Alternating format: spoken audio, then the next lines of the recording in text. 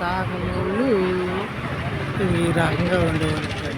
గోసి పెట్టి కాలువలో కానీ చెరువులో కానీ ఈ రకంగా గోసి పెట్టి బట్టలు ఉతికేవాళ్ళు. ఇది సాగల చెరువు అంటే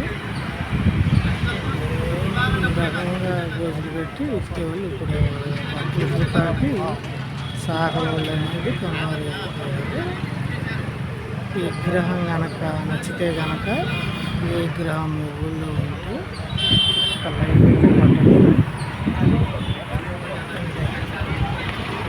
ఈ విగ్రహం మీ ఊళ్ళో కూడా ఉంటే ఒక లైక్ అయితే పట్టండి. ఇది సాగల చెరువు కాడ పార్క్ ఇది మిగతా పార్క్ నచ్చితే కనుక ఒక లైక్ అయితే పట్టండి.